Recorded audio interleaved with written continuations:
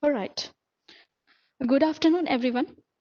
A very warm welcome to you all in our last session of a masterclass series. My name is Ashwini Pandey, and I'm going to present the regulatory compliance strategies of biocidal products in India. In the recent past, biocides have been a talk of town amongst stakeholders, manufacturers, consultants, government, and authorizing bodies in India. So today I take this opportunity to brief you all about the insights of biocide and its regulation in India. Before we enter into the details, let us have a rapid lookup on the topics that I will cover today. First, the introduction about the regulation in India, how the guidelines were developed over the period of time. Can we compare the regulations of India with the EU? What are the regulations that are available now? In the current status, I will throw some light on the existing state of affairs. And in conclusion, I will share my insight. An act to regulate the import, manufacture, sale, transport, distribution, and uses of pesticides with the view to prevent risk to humans and animals and matters connected with it was framed in 1968. And to implement the act, rules were framed in 1971. Why the word insecticide used for this act? The word pesticides was already used in the state legislations of India at that time. Hence, the word insecticide was taken by the central government for this act. 939 insecticides are listed in the schedule till date, and over 746 formulations are registered for use in the country. The 50-year-old law now is under overhaul, and it is said that the pesticide management bill is ready to be presented very soon. When we don't know yet. The date hasn't been declared. And why I'm telling you about the Insecticide Act? Because the biocide industry falls under the realms of Insecticide Act. Biocidal products can control growth of harmful organisms that damage natural and manufactured materials. However, they are very essential in our everyday lives for the purposes of prevention and protection. But due to their intrinsic properties, they may pose risks to humans, animals, and environment. Hence, they are required to be regulated to ensure safety to all these compartments. Pesticides can be used as biocides, and hence they are now brought under the ambit of Insecticide Act.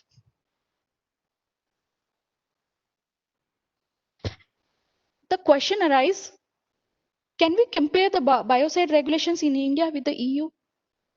You may all have heard the presentation given by Dr. Thomas about the EU BPR, and you all know that how it works over there. But the honest answer to the question, can we compare the biocide regulations in India to the EU, is no.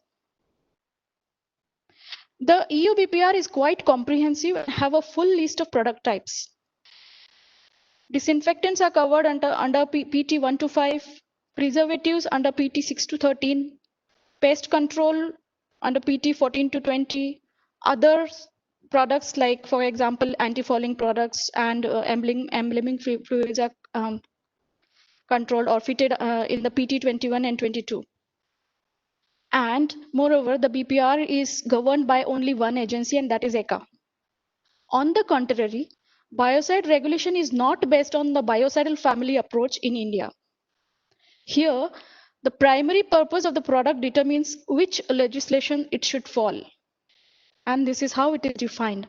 Like, for example, if it is used as a preservative or a pest control, they are registered at CIBRC, the Directorate of Plant Protection and Quarantine. CIBRC is the Central Insecticide Board and Registration Committee. This was formed to implement the insecticide rules. And if the biocide is used as an insecticide, it will be regulated by the drug authority, that is the Central Drugs Standard Control Organization, which comes under the Directorate of Health Services. So clearly, this is the differentiation. How these guidelines for biocide in India have existed now? Guidelines for registration of pesticide for use in paints was first proposed in January 2015, wherein paints were considered as formulations. As the guidelines were not comprehensive, they did not get consensus, and the policymakers were challenged by the industry associations. A series of deliberations and representations were initiated, resulting into the formation of a subcommittee who revisited the guidelines.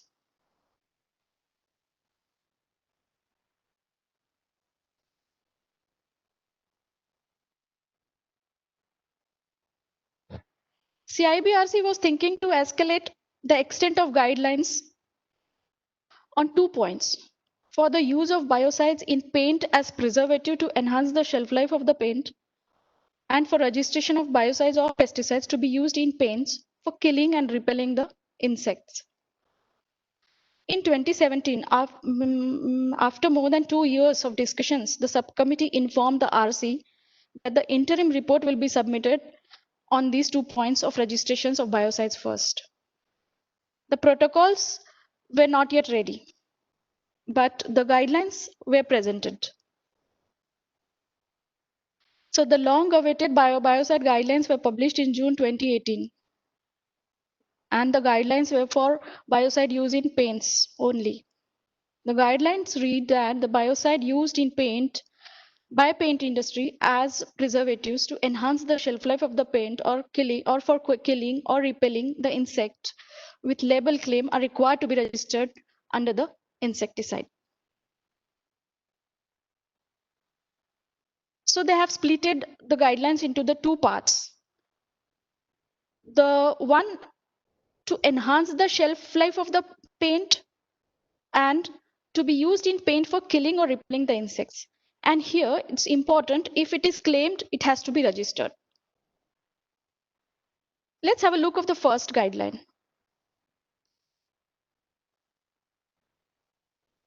The biocide, whether technical or a formulated product used in paint by the paint industry, has to be registered under the Act.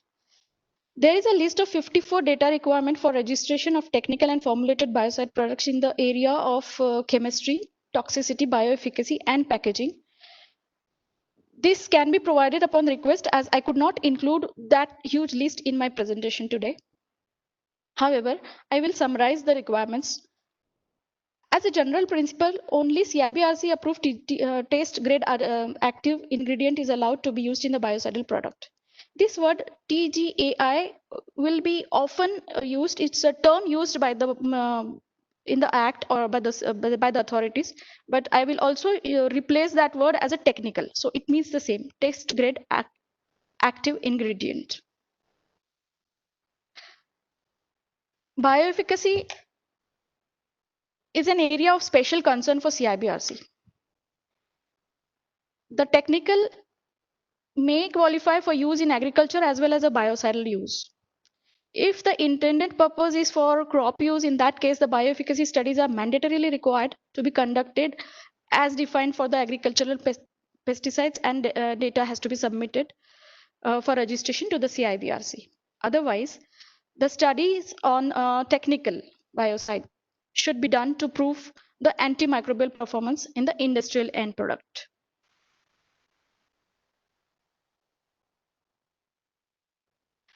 CIBRC has prescribed a maximum limit of usage of actives in the end products, especially for diuron and carbendazim. They have they have recommended that, and they have set the limit for use of diuron to 0.5% weight by weight, and for carbendazim they have given the range 0.1% to 0.5% weight by weight in the final composition of the paint. If the limit of usage exceeds, that will attract a specific label requirement, wherein the pictograms should be mentioned for pictograms like skull and crossbones, date, fish plus date tree. With this should be accompanied with the phrases like mutagen category 2 and reprotox category 2, or toxic and dangerous for environment, and so on and so forth. The concentrations for other technicals or other TGAIs has to be determined and approved by CIBRC and that will be on case by case basis. So just to summarize the data requirements, as basically CIBRC has defined that there are 4 compartments: chemistry, toxicology, bioefficacy, packaging, and labeling.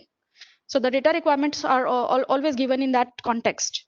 So chemistry data generated as per the international standards is accepted. However, in India, there is a specific requirement to conduct the product stability in Indian climatic conditions.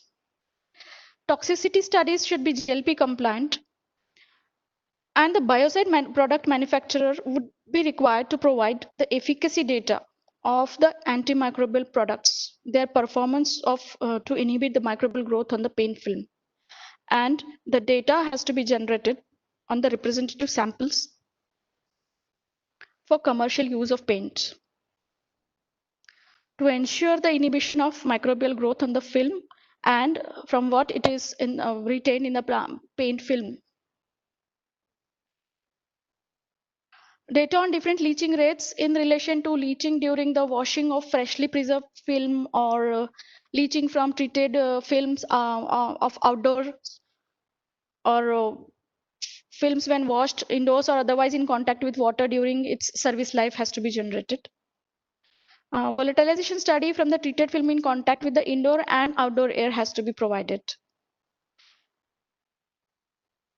Packaging and labeling of the containers with respect to its composition and specific end use has to be incorporated on the packets or on the containers. There is one more system CIBRC has always established. The records of import and manufacture and composition of particular technicals used as biocide products and formulated must be submitted to CIBRC on monthly and annual basis.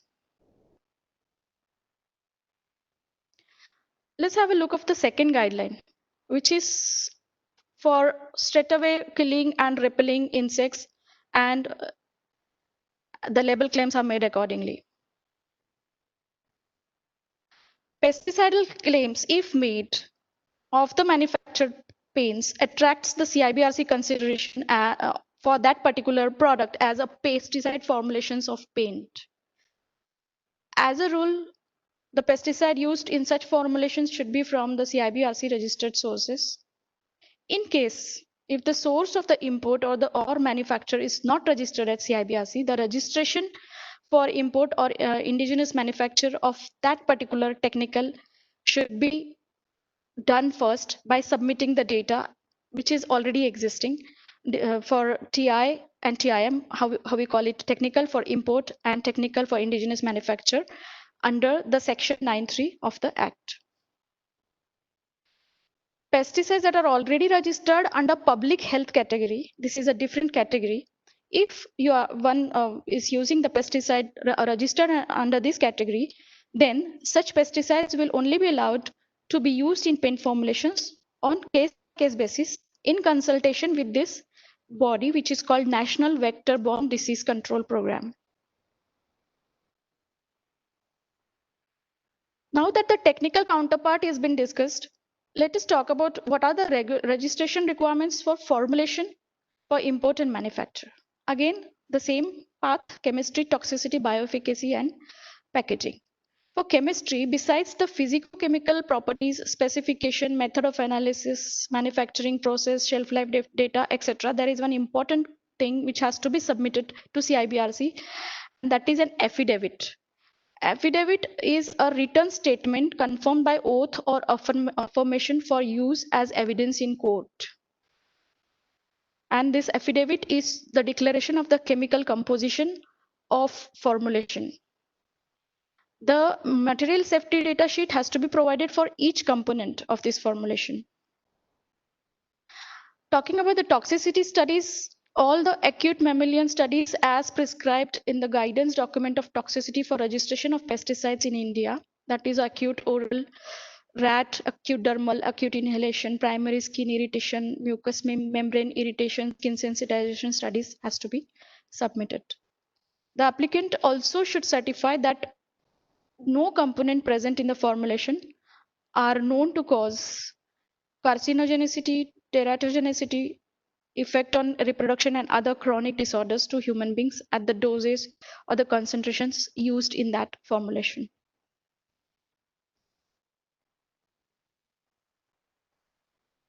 As far as bioefficacy data is concerned, data on evaluation of efficacy against the designated pastes and rate of degradation during use, along with residue data in the paint scrap for the shelf life period is required. The protocol for bioefficacy was released in May 2018, means after the guidelines were released. These were separately released. Ecotoxicity studies are required based on the use pattern. The air concentration of insecticide in the air near the painted surface at different time interval is required.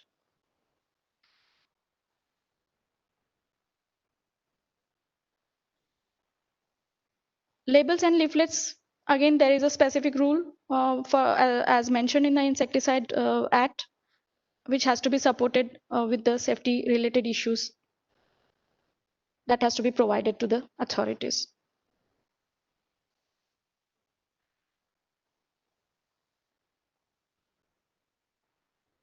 As I already mentioned, the bioefficacy protocol was separately released by registration committee very recently in May 2020. The protocols are devised on the similar grounds of that as required in the crops mentioned in the Act. It is expected that the data is generated on the designated pests, for example, algae, fungi, or insects, as per the label claims. India has different seasons and climatic zones. Hence, the data should be generated during all the seasons like monsoon, summer, spring, and winter. 3 different locations representing the diverse climatic conditions of the country should be selected for carrying out these efficacy studies. As we are talking about the biocides in paints, all the sides of the walls that are paint should be tasted. Taste on the types of different surfaces is required, and duration of the tastes will depend upon the claim of the shelf life of the pesticide formulation that is used in the as a biocide in the paints. This specific bioefficacy protocol appears like a combination of household use pesticides CIBRC also, has given in the Act, and then also it's an overlap of efficacy testing for crops. The samples should be tested every 3 months, covering all the 4 seasons for the period based on the claim. However, persistent studies should be extended for 6 months. Minimum 3 replications of all the tests are recommended. At least 1 square meter painted area is scrapped each time for the testing. The most important part of all the bioefficacy studies is the result. The claims should be proved. Whether it is to repel or kill or prevent the growth of unwanted organisms, it has to be proved. The order dated 15th May 2019 that was passed by Honorable Delhi High Court in the petition LPA number 325 oblique 2019, whereby it has mentioned by the division bench of Honorable Delhi Court that there is an interim relief regarding the implementation of the biocide guidelines till the matter is decided. That does mean that the implementation of these guidelines are seized, and it has been given the it will not be given effect as it has been subsidized.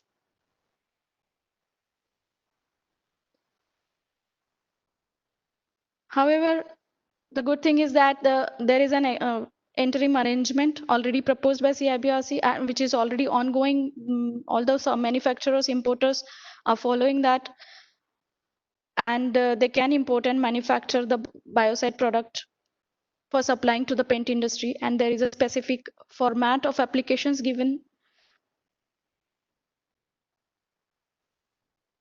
Only thing is that they have to give a declaration that the imported or the manufactured biocide product will not be used in the agrochemical for the agrochemical purposes, and this condition will be incorporated in the permit.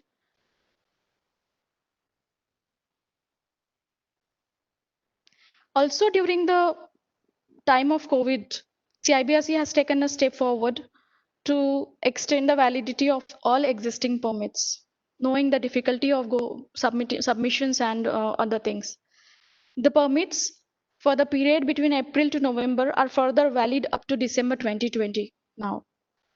These permits are valid for manufacture of biocide or procurement of balanced quantity, if any, or of already approved quantity of insecticides for biocides to be used in paint by paint industry.